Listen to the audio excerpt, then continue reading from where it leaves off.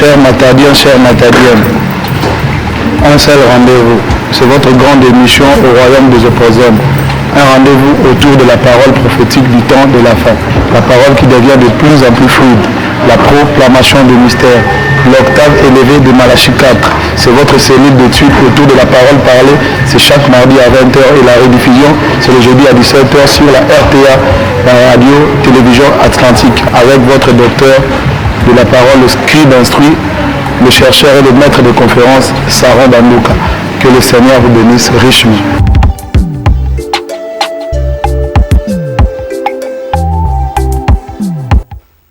Mesdames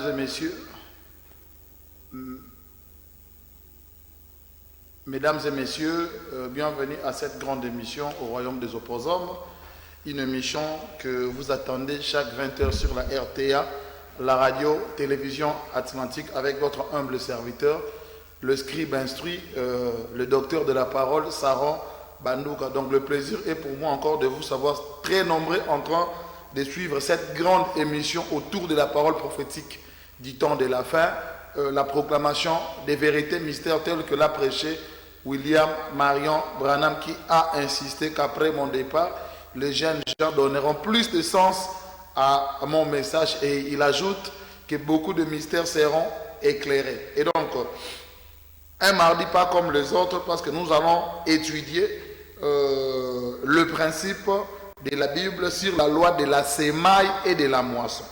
Donc, nous allons étudier Fabrice Mbaki dit la loi de la semaille et de la moisson, où nous allons développer la formule divine qui ouvre toutes les portes. Donc, ce soir, nous parlerons de la formule divine qui ouvre tes portes, et en second lieu, nous allons voir la loi de la semaille et de la moisson. Donc, je suis venu avec un message clair, avec un message audible pour apporter à tout le matadien. C'est la formule divine qui ouvre tes portes. Et les portes peuvent être dans ton entreprise, les portes peuvent être dans ton église, les portes peuvent être dans tout ce que tu fais.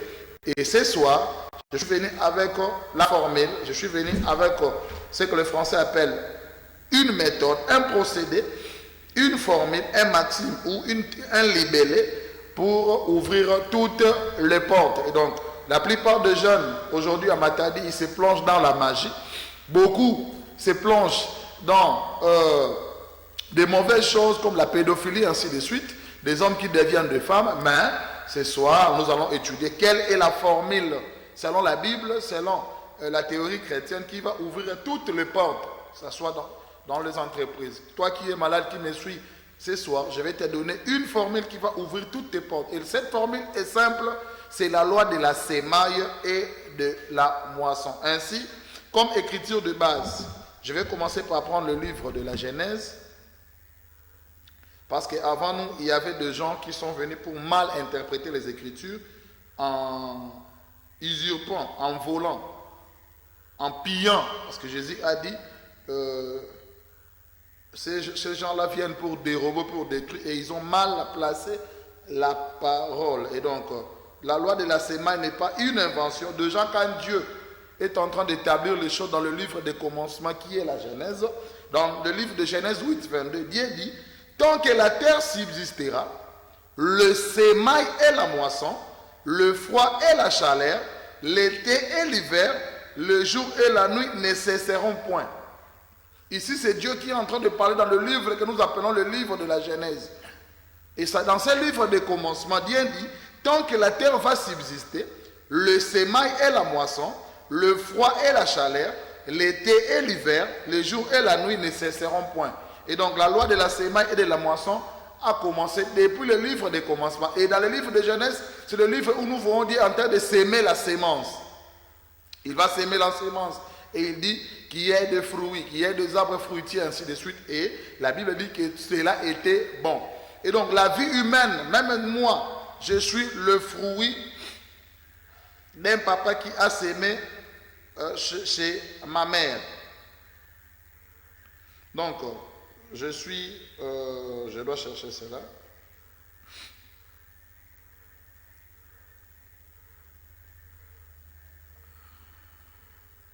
Je suis, moi qui vous parle, je disais tantôt là que je suis une sémence d'un père et d'une mère. Et donc, les biologistes comprennent ce que je vais dire. Donc, tout agriculteur sait qu'il récolte, c'est qu'il sème. Et l'apôtre Paul rappelle aux chrétiens que cette loi est aussi valable dans leur vie.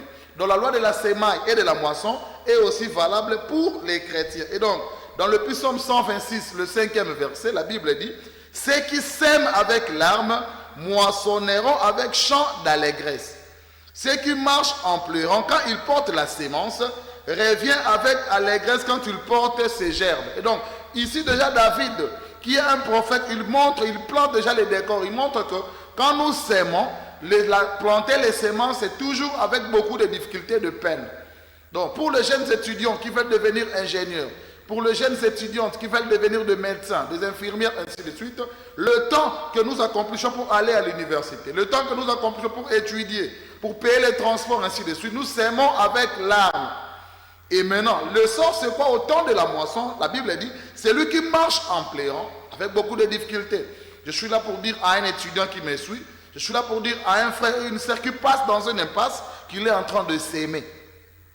Et le jour où vous deviendrez ingénieur, vous deviendrez avocat, vous deviendrez footballeur, ainsi de suite, vous allez porter avec allégresse le gerbe. Et donc ici, déjà, le prophète David montre que nous sémons un grain au singulier, mais nous récoltons une gerbe. Et donc, selon le principe de la semaille et de la moisson, on sème un grain, mais on récolte beaucoup de semences. Et dans Galates 6, le 7e verset, l'apôtre Paul dit: ne vous y trompez pas, on ne se moque pas de Dieu. Ce qu'un homme aura sémé, il le moissonnera aussi. Et donc, ne vous attendez pas lorsque vous ne voulez pas aller à l'école, lorsque vous fouillez l'école, lorsque vous ne vous préparez pas pour la dissertation, pour le français oral ou pour les épreuves de jury pratique que vous allez réussir aux examens d'État. Et ici, cette loi est valable dans la vraie vie. Ne vous y trompez pas. Ou ne pensez pas que la vie est facile. On ne se moque pas de Dieu. Ce qu'un homme aura sémé, il le moissonnera aussi.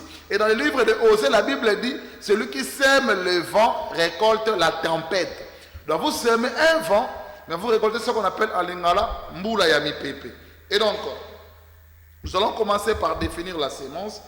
La sémence apparaît comme notre part d'effort, l'effort que nous effectuons, le sacrifice à faire en vue d'atteindre un but dans la volonté de Dieu.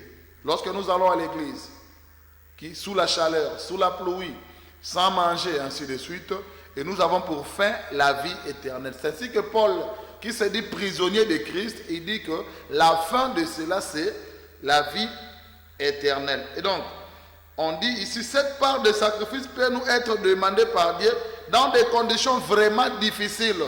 Le temps me manque pour vous montrer comment est-ce que Dieu a demandé Isaac comme sacrifice pour qu'Abraham soit agréé à Dieu. Il devait lui donner son fils Isaac. Et cela peut être aussi une épreuve difficile tant nous regardons à notre situation présente peu commode. Mais Dieu nous demande de s'aimer. Alors j'aimerais dire à quelqu'un qui pourrait dire que, parce qu'il y a des jeunes Congolais qui aiment quitter le pays, ils disent que le pays est pauvre, ils disent que le pays, on ne peut pas faire quelque chose dans le pays et prospérer. Et les gens pensent que dans la Bible, il n'y avait pas de gens qui ont sémé dans des pays où il y avait des difficultés. Alors j'aimerais prendre une écriture pour montrer qu'on peut s'aimer même dans la pauvreté. Et Dieu est derrière cette sémence pour que nous ayons à la fin la moisson. Nous sommes dans le livre de Genèse 26. Dans le livre de Genèse 26, je commence d'abord par lire le premier verset. Genèse 26, le premier verset. Genèse 26, le premier verset. Écoutez ce que la Bible dit. Il y eut une famille dans le pays. C'est comme aujourd'hui. Le Congo est un pays du tiers-monde. Les gens déclinent, il n'y a pas assez d'argent. Fabrice Mbakidi. Et beaucoup de nos frères, ils quittent même le pays pour... Et il y a même des frères qui deviennent des Angolais. Et nous aussi, nous allons prendre l'histoire parce que la Bible dit, il n'y a rien de nouveau sur la terre. Ce qui est, c'est ce qui était. Alors nous prenons l'exemple d'un homme appelé Isaac. Dieu lui a fait la promesse qu'il serait riche, qu'il va le bénir, comme son père Abraham. Alors dans Genèse 26, le premier verset, nous lisons, il y avait une famille dans le pays, outre la première famine qui eut lieu du temps d'Abraham. Et Isaac alla vers Abimelech, roi des Philistins, à Guérar. Écoutez, 26, le deuxième verset. L'Éternel lui apparut et dit, ne descends pas en Égypte, demeure dans le pays que je te dirai. Séjourne dans ce pays-ci, je serai avec toi et je te bénirai. Ici, Dieu a fait la promesse à un homme appelé Isaac que je vais te bénir. Mais Isaac n'a pas croisé le main. C'est comme la plupart des chrétiens qui pensent que comme le pasteur a donné une prophétie, qu'il serait riche, qu'il sera béni, qu'il va aller en Europe, ainsi de suite, qu'il devait croiser les bras. Non. Ici, Dieu fait, et au temps d'Isaac, Dieu ne parlait pas par l'entremise d'un homme. Dieu parlait face à face avec Isaac. Et Dieu dit à Isaac, ne descends pas chez Ria, reste dans ce pays-là. Bien qu'il y a la pauvreté, je vais te bénir. Écoutons, Dieu fait une promesse, mais Isaac n'a pas croisé les bras. Car je donnerai toutes ces contrées à toi et à ta postérité, et je tiendrai le serment que j'ai fait à Abraham ton père. Vous pouvez continuer la lecture à la maison. Moi, je vais prendre le verset 12. Je peux résumer. Dieu vient, il dit à Isaac, je vais te bénir, tu auras beaucoup d'argent, et je vais tenir le serment que je fais à ton père Abraham. Mais je disais ici que Isaac n'a pas croisé le bras, que Dieu m'a dit audiblement qu'il va me bénir. Non. Voilà ce que Isaac a fait au verset 12. Isaac sema dans ce pays. Alléluia. Voilà la loi de la sémaille. Isaac qui avait une promesse d'être béni, mais il n'a pas croisé le bras. Isaac sema dans ce pays, alléluia, et il recueillit cette année le centuple, car l'Éternel le bénit. Hein? Donc il y a des gens qui peuvent s'aimer dans un pays chaotique, il y a des gens qui peuvent s'aimer même dans un désert, il y a des gens qui peuvent s'aimer au Congo, et Dieu sera derrière sa parole pour nous multiplier au centuple. Parce que je vous ai montré selon Psaume 126 que celui qui sème une sémence, il récolte des gerbes. Et donc ici, la Bible montre que Isaac n'a pas croisé le main. Il arrive dans un pays où il y avait du chaos, il y avait de la famine, il y avait de la crise. Mais il va s'aimer, il va planter au sol. Et Dieu était derrière sa parole. Donc Isaac s'aima dans la famine. Il n'a pas gardé la sémence, mes amis. Voilà pourquoi ceci nous ramène aux paraboles d'un monsieur qu'on a appelé dans la Bible, dans Matthieu, le serviteur méchant. Quand le maître lui a donné le talent ou la sémence pour aller fructifier, lui a gardé la sémence. Et donc, si nous voulons être bénis, la première formule, c'est d'abord de comprendre la loi de la sémaille. Vous ne pouvez pas prendre 5 000 $ et les garder dans une banque. Non! Vous ne pouvez pas garder l'argent chez vous à la maison. Quelqu'un viendra vous les voler. Et donc, la chose que nous devons faire, c'est d'abord de s'aimer cet argent. Nous devons apprendre à fructifier cet argent. Voilà pourquoi les riches deviennent des riches et les pauvres continuent à être pauvres parce qu'ils ne savent pas la loi de la sémaille et de la moisson. Isaac, qui connaissait ces principes, il a sémé dans un pays chaotique. Et la Bible dit que Dieu l'avait béni au centuple. C'est-à-dire qu'il sème un grain, il récolte au centuple. Donc Isaac séma dans la famine. Il n'a pas gardé la sémence même sous la famine, qui est un terrible fléau, mais récolta au centuple. C'est ce que nous devons faire en fait. Le temps maintenant pour prendre l'histoire de la veuve de Sarepta dans 1 Roi 17. La veuve de Sarepta n'avait qu'une farine, une poignée de farine pour manger lui et son enfant et puis mourir. Un prophète Élie vint pour lui dire, prépare-moi d'abord à manger. Parce que la formule magique, on doit s'aimer. Et il y a des gens qui sèment l'argent dans des bars, ils sèment l'argent dans des boîtes de nuit, ils dilapident l'argent un peu partout. Mais Jésus avait dit, quand vous sèmez sur une pierre, cette sémence ne va pas reproduire. Quand vous sèmez sur un chemin, la sémence aura du mal à se reproduire. Et la veuve de Sarepta, le prophète lui a dit, je vais prendre 1 Roi 17, le 13e verset. Élie lui dit, ne crains point, rentre, fais comme tu as dit, seulement prépare-moi d'abord avec cela un petit gâteau et tu me l'apporteras. Tu en feras ensuite pour toi et pour ton fils. Écoutez, commence d'abord par me faire à manger. Commence d'abord par s'aimer à Dieu. Prépare-moi d'abord à manger et tu vas préparer pour toi et ton enfant. Et dans le verset 14, on dit, car ainsi parle l'Éternel, le Dieu d'Israël, la farine qui est dans le pot ne manquera point et l'huile qui est dans la cruche ne diminuera point jusqu'au jour où l'Éternel fera tomber de la pluie sur la face du sol. Et donc la veuve de Sarepta s'aima dans la famine. Elle n'avait rien. Elle a sémé et le prophète lui a donné la farine en abondance jusqu'à ce que la pluie revint en Israël. Alors, selon le principe de Matthieu 13, 8, on sème une sémence, c'est la sémence qui va en terre, nous plantons une sémence et la sémence va porter 30, 60 et 100.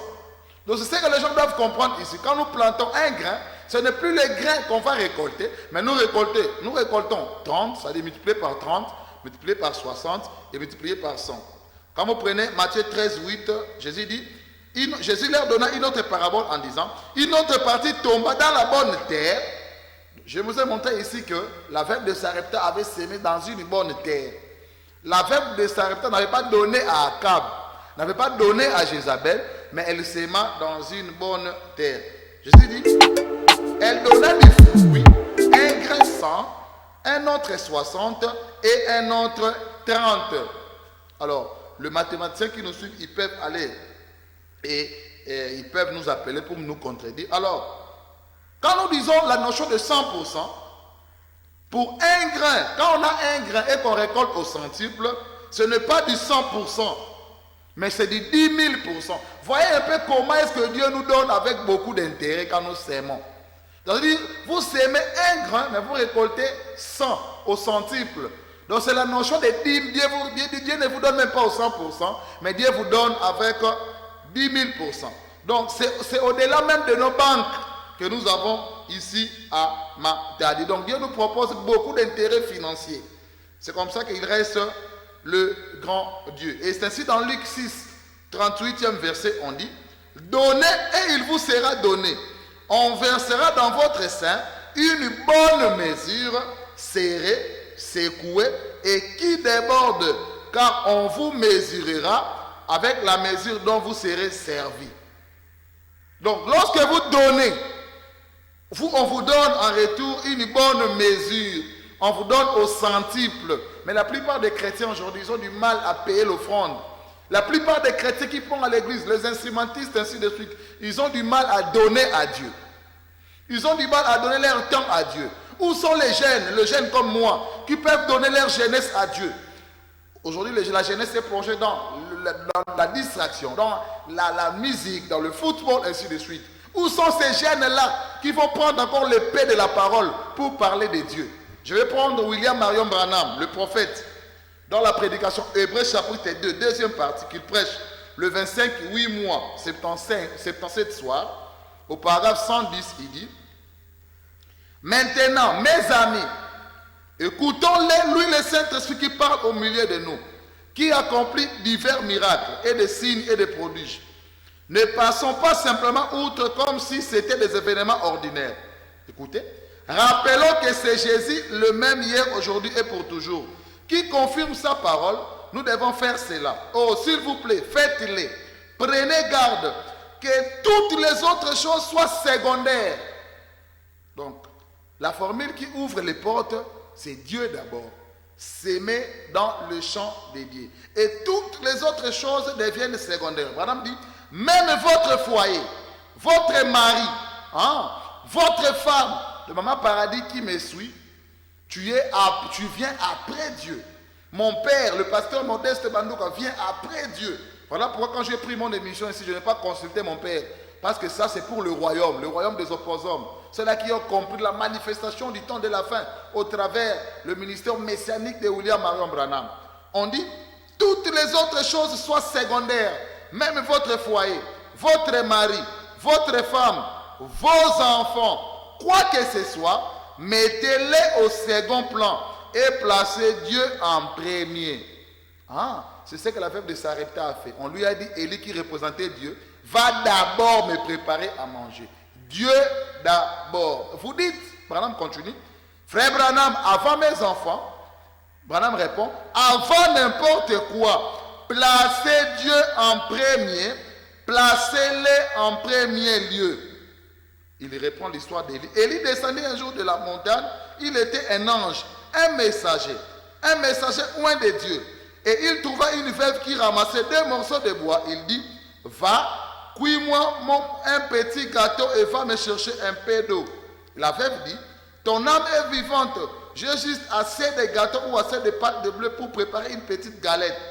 Et je n'ai plus qu'un peu d'huile comme matière grasse pour faire le mélange.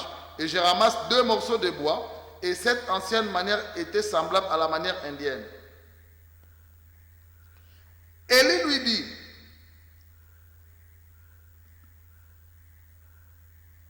va d'abord me cuire un gâteau.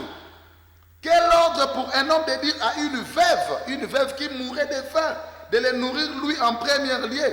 Qu'ajouta-t-il? Car ainsi parle l'Éternel, le pot ne se videra point et la cruche ne séchera pas non plus jusqu'à ce que Dieu envoie la pluie sur la terre. Dieu d'abord, elle entra, elle fit cuire ce petit gâteau et elle vint le donner au prophète et elle retourna et en cuit un autre et un autre et encore un autre et un autre et le pot ne se vida point. C'est Dieu qui donne au centuple. Donc cette veuve qui était veuve sans mari, elle a donné à Dieu. Et Branham ajoute dans Hébreux chapitre 2, deuxième partie, paragraphe 114, il dit, et Dieu doit occuper la première place dans votre cœur, la première place dans votre vie, la première place dans tout ce que vous faites ou ce que vous êtes. Dieu doit être en premier. Il ne veut pas la seconde place. Il ne mérite pas la seconde place. Il mérite le meilleur. Et le premier et tout ce que nous avons, il le mérite. Oh, béni soit son Saint-Nom. Donc je disais ici que, en comprenant le principe de la semaille et de la moisson, nous devons donner à Dieu le meilleur que nous avons. Alors, il y a des gens qui pensent qui peuvent me poser la question, mais où devons-nous s'aimer? Quel est l'endroit pour que nous puissions récolter au centuple? Je vais prendre des versets bibliques. Je suis dans Malachie 3.10. La Bible dit, le premier lieu où les gens peuvent s'aimer, c'est la maison de Dieu. La Bible dit, apportez à la maison du trésor toutes les dîmes, afin qu'il y ait de la nourriture dans ma maison. Mettez-moi de la sorte à l'épreuve, dit l'Éternel des armées, et vous verrez si je n'ouvre pas pour vous les écluses des cieux, si je ne répands pas sur vous les bénédictions en abondance. Vous voyez, Dieu ici vous dit, venez, mettez de la dîme, un grain, et il dit, mettez-moi à l'épreuve si je ne vous multiplie pas au centuple. Et donc, Jésus a dit que la loi, tant qu'il y aura le soleil, la loi de la semaille et de la moisson va subsister. Donc la dîme, quand nous payons, nous apportons dans la maison de Dieu la dîme, tout le 1/10 de notre travail, Jésus dit, voyez si je n'ouvre pas les écluses des cieux, et si je ne répands pas sur vous la bénédiction en abondance. Et dans Ézéchiel 44, le 30e verset, on dit, le prémisse de tous les fruits et toutes les offrandes que vous présenterez par élévation appartiendront au sacrificateur. Vous donnerez au sacrificateur le prémisse de votre part, afin que la bénédiction repose sur votre maison. La bénédiction. C'est ainsi que lorsque vous prenez Psaume 133, on montre que la bénédiction commence à la grande montagne de l'Hermon, qui est Christ, et ça descend jusqu'aux autres montagnes de Sion. C'est là où Dieu répand ses bénédictions. Ça commence par le sacrificateur qui est Aaron. La tête, ça descend jusqu'au bord des vêtements. Donc, nous devons comprendre la loi de la semaille et de la moisson. Dans 2 Corinthiens 9, le 6e verset, l'apôtre Paul ajoute, sachez-le, celui qui sème peu, moissonnera peu. Et celui qui sème en abondance, moissonnera abondamment. Que personne ne vous trompe, mon frère. Vous n'étudiez pas, parce que cette loi de la semaille n'est pas seulement pour à l'église. Cette loi de la semaille va aussi dans votre vraie vie. Ne soyez pas jaloux quand vos amis prospèrent, parce qu'ils ont appris à s'aimer. Quand ils étaient à l'école, toi tu négligeais l'école. Quand nous étions entre Fabrice Makidi, nous étions en préparatoire, en train d'apprendre le mathématique, le physique, le français oral, ainsi de suite. Toi tu ne voulais pas l'école. Et ne sois pas jaloux d'un ingénieur Fabrice Makidi parce qu'il a fini les études. J'étais là quand on lui a conféré les grades académiques, parce que toi tu as s'aimé peu. Tu as s'aimé peu et tu deviens jaloux de ceux-là qui étaient à l'école. Tu dois travailler pour ta vie. La Bible dit Dieu aime le travailleur. Isaac, qui avait la promesse, a s'aimer dans le pays. Et c'est ce que les frères n'ont pas compris. Dans 2 Corinthiens 9, le 8e verset, on dit, et Dieu peut vous combler de toutes sortes de grâces, afin que possédant toujours en toutes choses de quoi satisfaire à tous vos besoins, vous ayez encore en abondance pour toutes vos bonnes œuvres. Donc lorsque vous s'aimez, vous n'allez manquer de rien. Quand vous faites du bien à quelqu'un, cela vous sera restitué au centuple. Je vais encore reprendre une citation. de Frère Branham, dans la prédication L'Ange de l'Alliance, qu'il prêche le 1er 3 mois 54 au paragraphe 13, en parlant de Joseph, qu'on a vendu par ses frères. Et puis, nous savons que le patriarche avait vendu Joseph, qui était un type parfait de Christ. Il était aimé du Père, haï des frères. Juste un type. Eh bien, c'était Christ en Joseph. Il l'avait haï sans cause, parce qu'il était spirituel. Il était né un voyant, alors il avait des visions, il avait des songes et il les interprétait.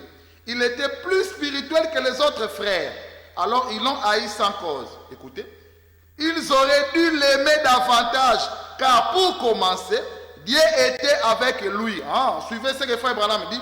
Faites juste une faveur aux gens qui sont avec Dieu et observez combien vous prospérez. Donc pour s'aimer, vous devez faire une faveur aux gens qui sont avec Dieu. Quand vous comprenez que Fabrice Makid est un serviteur de Dieu, faites-lui juste une faveur. Quand vous comprenez que le scribe instruit est un serviteur de Dieu, faites-lui juste une faveur. Et Branham dit, et voyez combien vous prospérez. Les gens ne connaissent même pas la loi de la sémaille. Vous allez prendre votre argent et le donner à un sorcier, donner à un DJ. Je vois mes jeunes, ils sont dans des bars, donner l'argent au DJ. Mais écoutez, faites une faveur aux gens qui sont avec Dieu. Joseph était un homme qui était spirituel. Et Joseph était la bénédiction pour sa famille. C'est comme ça, Jésus va vous dire, il va rejeter des gens en disant, je ne vous connais pas. Quand j'avais soif, m'avez-vous donné à boire? Quand j'avais faim, m'avez-vous donné à manger? On lui dira, mais maître, quand avons-nous vu venir nous demander à boire ou à manger? Il leur dira, quand Fabrice Makid avait besoin de l'eau pure, quand Sarah Bandouk avait besoin à manger, est-ce qu'il est mon serviteur? Voilà pourquoi, lorsque la colonne de feu, le Saint-Esprit remonte, il remonte au ciel, il prend la forme plusieurs, Saul sur son chemin vers Damas, alors qu'il persécutait seulement les gens, mais on lui a dit, Saul, pourquoi me persécutes-tu? Il n'a pas persécuté un homme, mais il a persécuté ceux-là qui voilaient la colonne de feu. Et la famille sur la terre s'appelait Jésus. La voix lui a dit, je suis Jésus que tu persécutes. Mais Paul n'a pas persécuté quelqu'un. Il a juste persécuté ceux-là qui voilaient Dieu, qui était Dieu sur la terre. Donc faites une faveur pour les gens qui sont avec Dieu et voyez combien vous serez bénis. Voilà. Je crois que toutes ces choses doivent être comprises par des gens. Nous arrivons presque à la fin de notre émission. Je vais dire que tu veux devenir médecin, ingénieur, mais je te pose une question ce soir. Qu'est-ce que tu es en train de s'aimer? Tu attends il y a des filles qui veulent le mariage, mais ils sont là dans la prostitution. Vous s'aimez la prostitution, vous s'aimez les avortements. Tu veux devenir une femme un jour, une maman un jour, mais qu'est-ce que tu es en train de s'aimer? Je me pose la question, les gens qui viennent à l'église, qui est-ce qui deviennent après 5 ans Fabrice Makid? Ils viennent à l'église après 10 ans, mais ils sont incapables de retrouver la Genèse dans la Bible. Qu'est-ce que tu as sémé en toi? Tu as fait 15 ans à l'église, si on te demande, trouve-nous Matthieu. Qu'est-ce que tu as sémé en toi? Les gens sont incapables de fouiller rapidement le livre de Genèse. Tu veux être ingénieur, mais quel type d'ingénieur que tu seras? Les gens sont à l'université, toi tu ne veux pas aller au cours. Les filles de l'IEC, on vous voit toujours en train de papillonner, de tergiverser et tout. Qu'est-ce que vous sémez en vous? Je vous dis que si vous sémez une gifle, vous allez récolter une tempête de gifles. Il y a des paroles, quand on le sème à l'enfant, il sera incapable de se valoriser.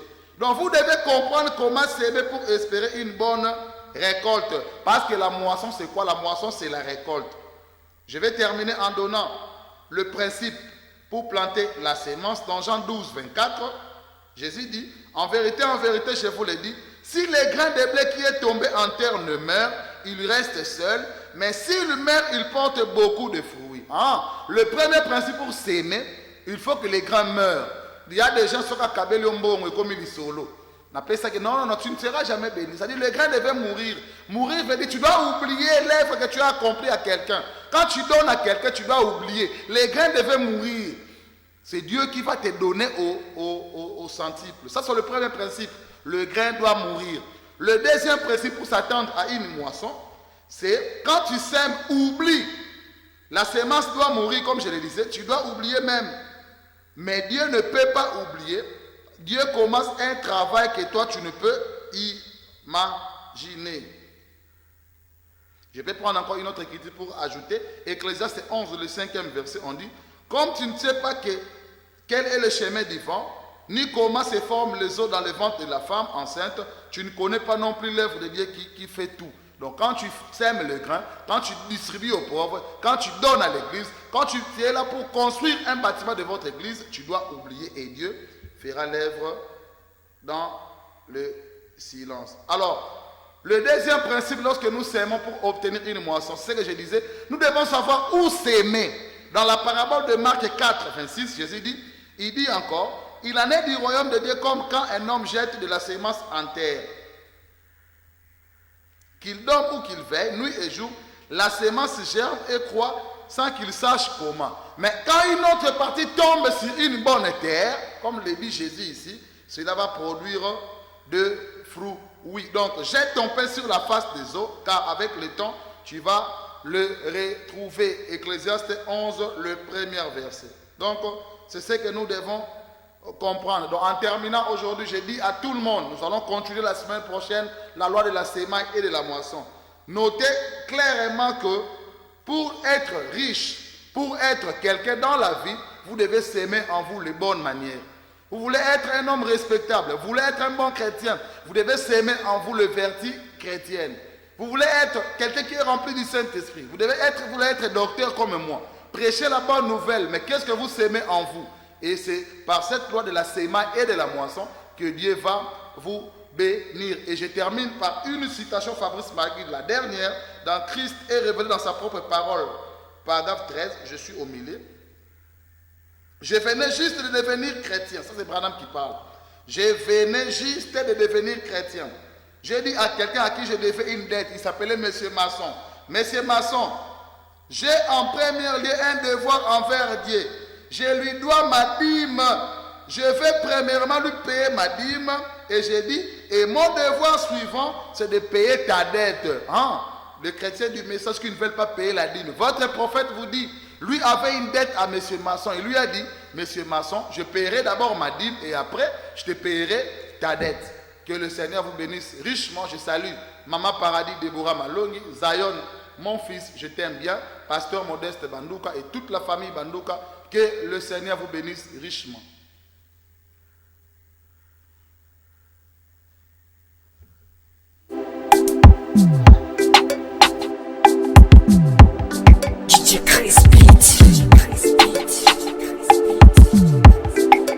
Chers Matadiens,